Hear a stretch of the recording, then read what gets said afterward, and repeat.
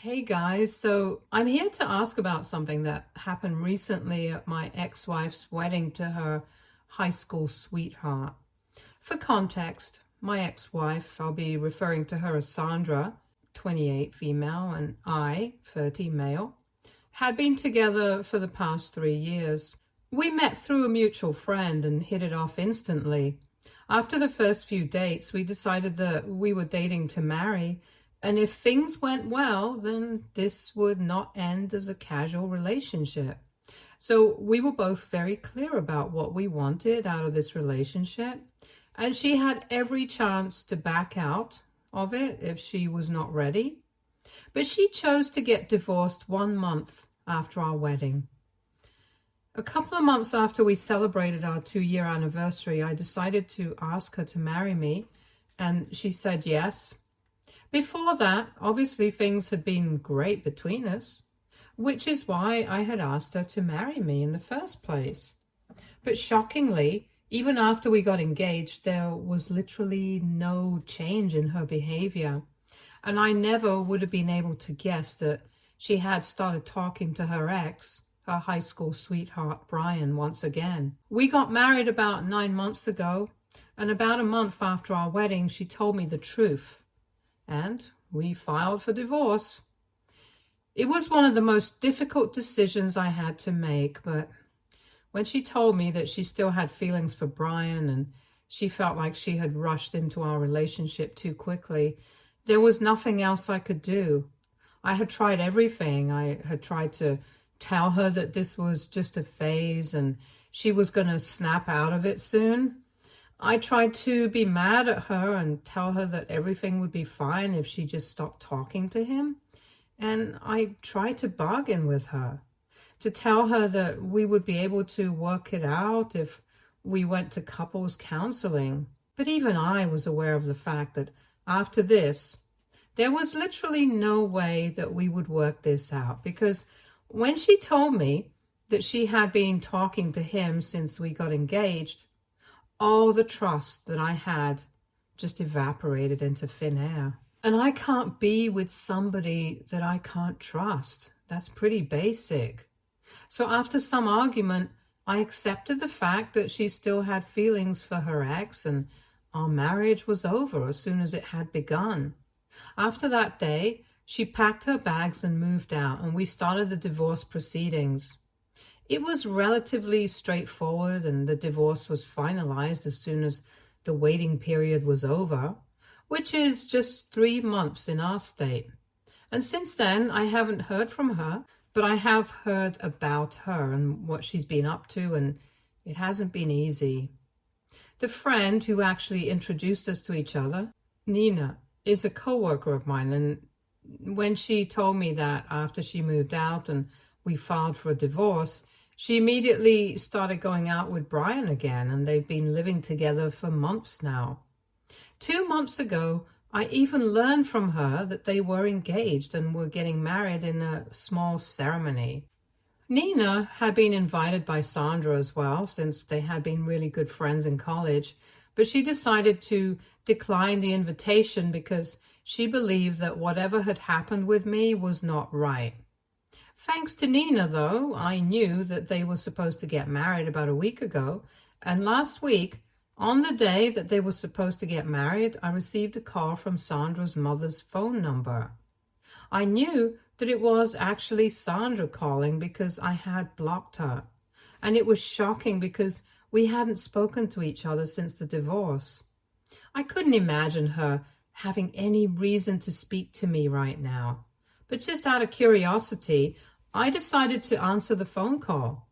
When I answered, she immediately started rambling on about how I needed to clear the air and tell everyone that we were not having an affair and that we hadn't even spoken in the past couple of months. It was clear from the way that she was speaking that she had been crying and was quite hysterical. I felt a little concerned, so I had to ask her to slow down and explain what was going on, and she told me that apparently Brian had decided to just leave her at the altar because he thought that we were still getting together behind his back. The reason he believed this was because a couple of days before the wedding, he had seen a bunch of messages that she had been sending to me over the past few months. I didn't know anything about these messages because I had blocked her right after we filed for divorce because I didn't want to hear from her anymore. But apparently she had continued to send me messages apologizing to me for telling me that I deserved better. The last message that she had sent to me was 2 weeks before the wedding, saying that now that she was getting married again, she was going to apologize one last time, and she hoped that one day I would find it in myself to forgive her. She told me that she knew that I wasn't receiving messages because she had been blocked, but she still wanted to send them because it was her way of coping with things. Brian, unfortunately, did not approve of this, and instead of just confronting her about it, he started acting weird before the wedding, and on the day of the wedding, he made a speech about how he thought she was still in love with me and called her confused. He announced to everyone present at the wedding that he believed that Sandra was still in love with me and was actually having an affair with me behind his back. So now he was no longer interested in getting married to her because it was quite eye-opening, since if she had found it so easy to dump me after 3 years, it must have been quite easy for her to cheat on him as well. And then he had walked away from the altar and left her alone there. She had tried to chase him down, talk to him after that, but he just refused to believe anything that she was telling him. So now the only hope that she had was if I spoke to him personally and told him that there was nothing going on and that I hadn't even received those messages because I had blocked her.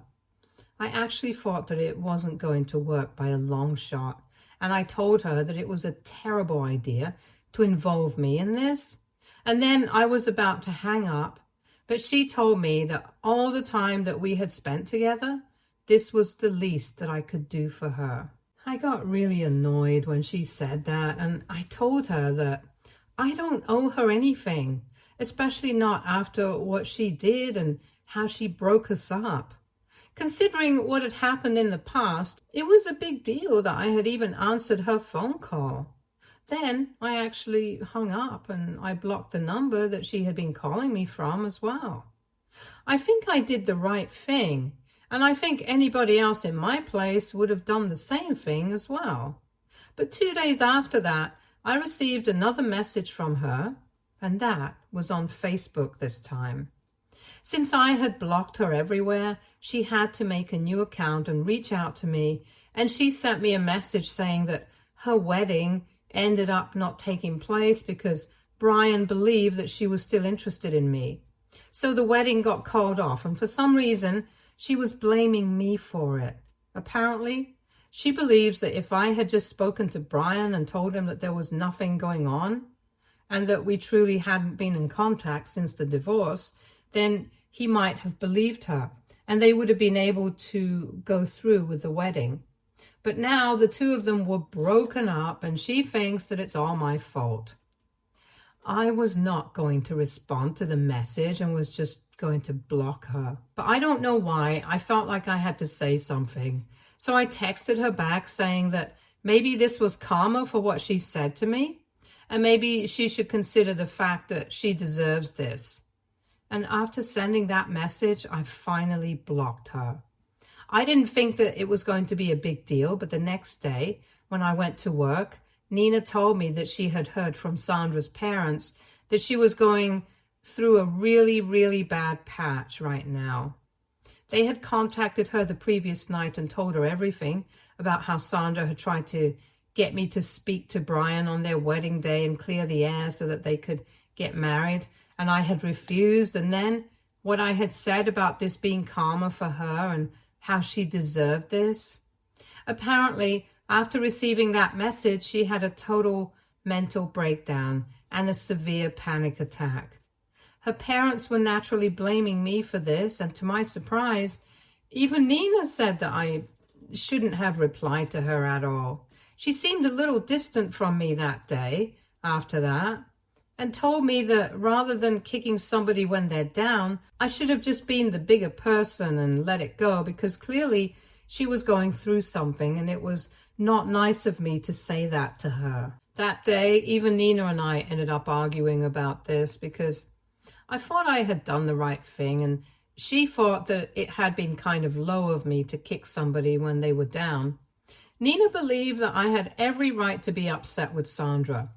But if I really was upset with her, I shouldn't have responded to her at all. She told me that she believed I was a better person than this. I told her that I did not want to be the better person. I wanted to be petty and get it off my chest. So we ended up fighting, and since then we haven't been speaking to each other, and she is my best friend in the office, so it's been pretty lonely. And right now I'm wondering if it's even worth it to fight over this at all. Nina had told me that the only way to make this right would be to just talk to Sandra and tell her that I did not mean what I said, and I just said it in the heat of the moment. I didn't even need to apologize necessarily, but just to speak to her once and stop her from breaking down over and over again, because that's what had been happening ever since her wedding got called off, and I had just made everything worse by what I said to her. I knew that she was mentally struggling, and it was not surprising. Sandra always had been very fragile, and even when we were together, she had a lot of issues. But I had always been fine with it and took great care of her.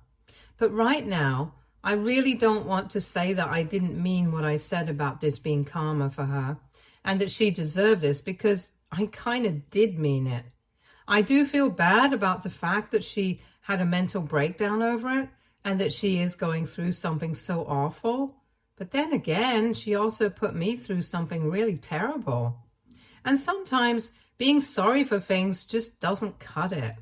I feel like Nina should understand that, but instead, she's been making me feel guilty. And given the fact that she's one of my closest friends, I have no option but to take her opinion seriously. So that's how I have ended up here. And I want to ask AITA for telling my ex-wife that she got left at the altar because it was karma for how she treated me. Edit. Hey, okay, so a lot of people wanted to know more about Brian and Sandra's relationship with him.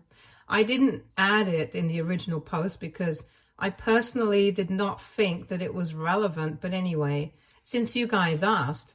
So Brian and Sandra got together when they were in their junior year of high school, and they stayed together for about a year before they broke up for the first time. According to what Sandra had told me while we were dating, they had a pretty on and off kind of relationship, and it was mostly Brian's fault. Apparently, he was a really insecure guy and couldn't stand it whenever she spent time with anybody apart from him. So they would constantly end up fighting anytime she spoke to another guy or hung out with her friends without him. And after a while, it just got really toxic for her. So she ended up breaking things off with him. But a couple of months after that, he apologized and got back together again. And this time they stayed together for 7 months before he started going back to his old habits again. Then they broke up again, but they patched up when she started college. They continued to break up and patch up for several years after that until he had to move away for a couple of years for a job. When he moved away, before she met me. After he moved away, they did not have any contact, and even when he came back, he tried to contact her, but she was with me, so she didn't respond. Or at least that's what Sandra had told me. I can't be sure anymore, because she has lied to me about a lot of things, so she might have lied about this as well. Anyway, when Brian came back here, Sandra and I had already been together for a year, and she was pretty serious about me. But Brian was also pretty serious about her, so he continued to try and reach out to her, ignoring the fact that she was already with somebody by then. From what Sandra told me, she did not respond to him at the time, and after a couple of months of texting her without any response, he stopped as well. But after telling her that he was ready to wait for her, then, when we posted the news of our engagement and social media, he reached out to her once again, and he was pretty desperate this time. He told her that he was ready to wait his entire life if that's what it took for her to come back to him. But he was sure of the fact that they were soulmates, and he couldn't let her make this mistake and marry somebody else while he was still around. He started texting her relentlessly after we announced our engagement and would send her several messages every day. Eventually, she decided to reply to him only to tell him that she was over him. But I don't think either of them believed that, because they still continued to speak to each other. On the last day that we spoke to each other and she told me everything, she mentioned that she decided to meet him one last time before finally moving on for some closure. So they met each other 2 weeks after we announced our engagement, and I guess that's when she realized that she hadn't really moved on from him at all. Sandra had told me that when they met, they had only talked to each other for a really long time about everything that had happened in the past, and they had decided to stay friends, but I'm not really sure of what really went down that day. After that meeting, she continued to keep in touch with him, and gradually she started to develop feelings for him once again. But she still decided to get married to me because she thought that this was just a phase and she would get over it. As it turns out, though, it was not a phase, and she did not get over it.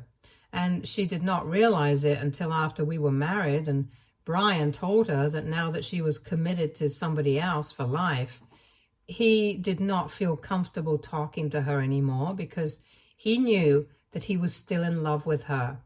It was the thought of losing him that made her realize that she was still in love with him, which is when she decided to come clean to me.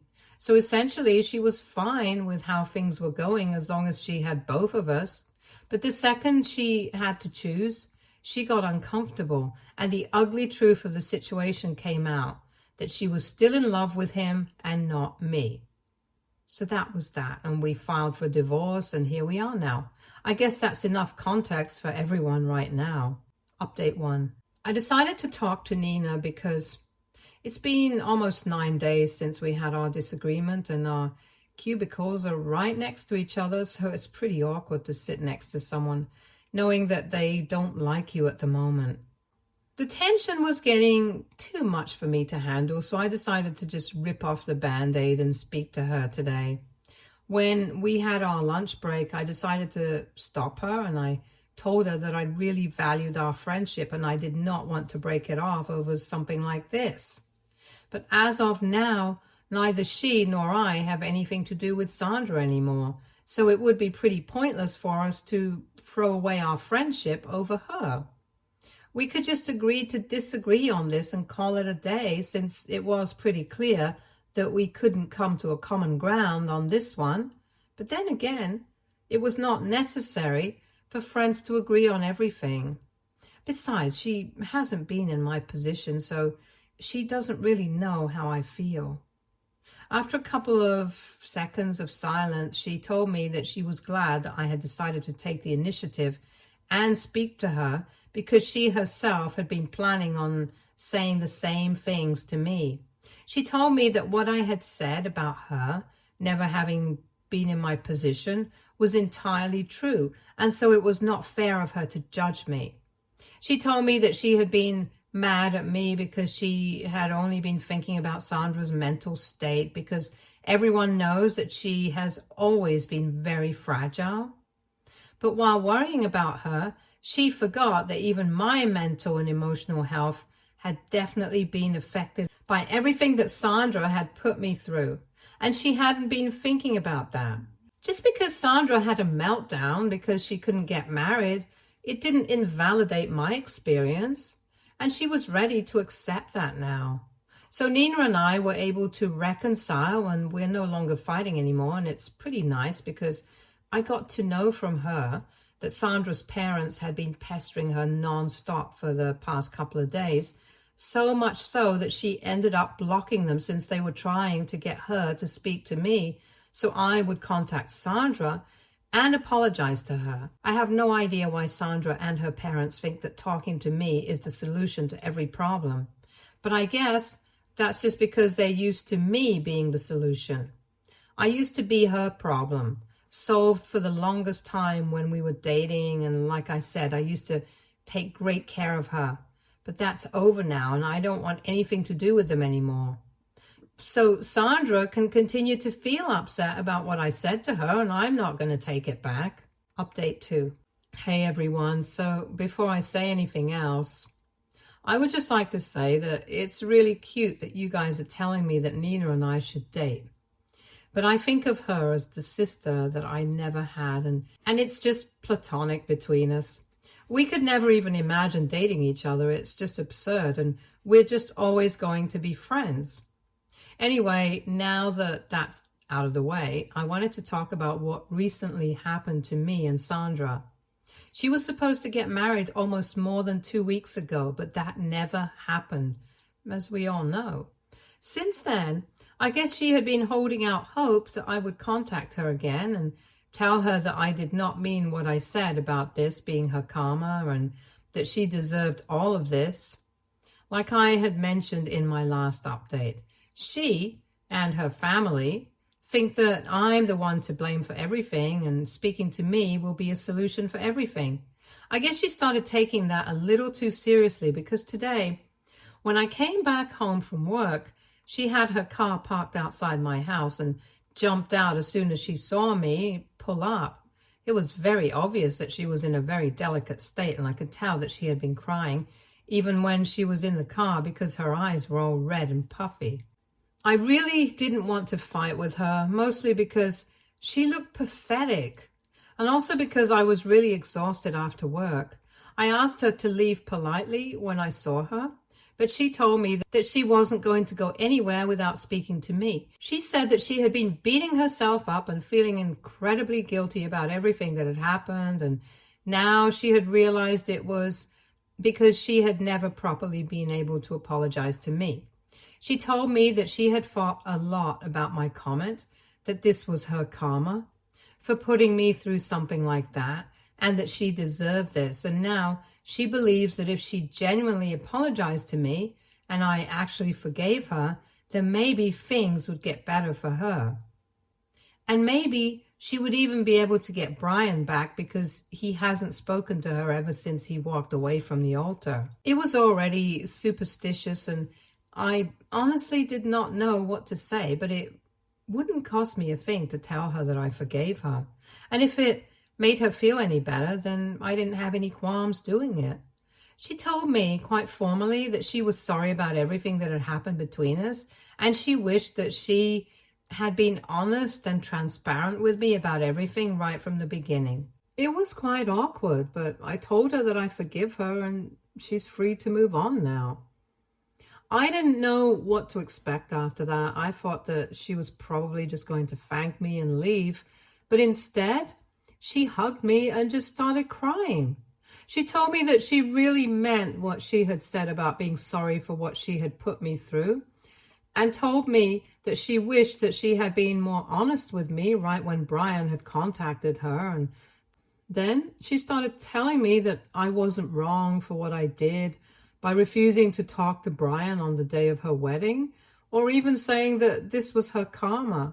She was the one who had overreacted and had been getting defensive because she was just not ready to face the facts.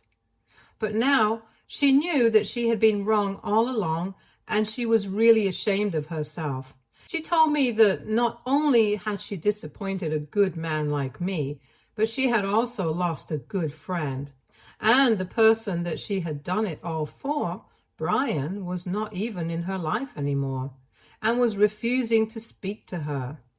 While she was telling me all this, she was still hugging me and crying, and I didn't know what to do, so I just let her cry herself out. It was kind of shocking, but after a while she let me go, and she told me that she was really grateful that I had found myself to be so kind to her, even after what she had done.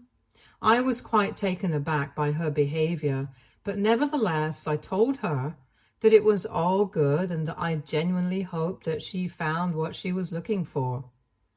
I also suggested that she should go back to therapy because clearly she's having a very tough time dealing with her life right now. And when I said that, she looked like she was going to start crying again. But thankfully, she did not. She told me that she had been thinking about it herself because ever since her life had started going downhill, she had been acting crazy and she could feel it herself. She had been having several panic attacks every day and couldn't go more than 3 days without a complete breakdown, which was obviously not good. I felt really bad for her, but there was not much that I could do. So I just told her to hang in there and hope for the best. Then she finally got back into her car and thanked me for everything and then started driving away. And I finally got to ease up a little and go inside my house. It was very strange. But I guess it was the kind of closure that both of us needed. I'm not sure about her, but at least I definitely needed this because now I feel like I can move on from her. I don't have any grudges against her. I really do hope that she finds happiness in her life because she needs it. And as for me, I know that I'll be able to move on soon enough, but I feel a lot lighter now since I have forgiven her and put an end to that chapter of my life. Update 3. Hey, so it's been almost a year since I got divorced and I haven't spoken to Sandra in a really long time. But Nina told me that she has heard from a couple of her college friends that she and Brian were able to make up again and eloped a couple of months ago. Good for them, and I really hope that they're able to make it work this time. I'm also doing much better now, and I'm focusing on work. I tried to go out on a couple of dates, but it was just not working out for me, so I've decided to work on myself instead. I've started working out and journaling, and I even have plans to travel. And I'm also going to start working on my business model since I've always wanted to start a business of my own. And Nina is also into the idea. So I might have a partner in her already. And no, we are still not dating and quite happy as platonic friends. In fact, Nina has started dating one of my cousins. And I was the one who was responsible for setting them up. So I'm quite proud of myself because they're going really strong. I guess this is not too much of an update where there's going to be a lot of drama. It's just a life update that I thought I should share with you guys because people know that things do get better. I'm over Sandra and everything that happened. I'm just looking out for my own life now. After that last interaction that we had, where I forgave her and stuff, we didn't speak, but I did unblock her. We're not exactly following each other on any platform, but she did with me on my birthday, and so did I. Maybe I loved her at one point in time, and maybe she did too, but right now, we are both just civil to each other, and we just want to avoid any drama. I don't think we will ever be able to be friends, but this is as good as it gets, and I'm fine with it. My life is going really well, and in a way, I'm glad that whatever happened, happened, because I think it made me a much stronger person than I thought I was. I'm definitely not saying that I would wish something like that upon anybody else. But all I'm saying is that it worked out for me, and I guess eventually it does work out for people, no matter what they're going through.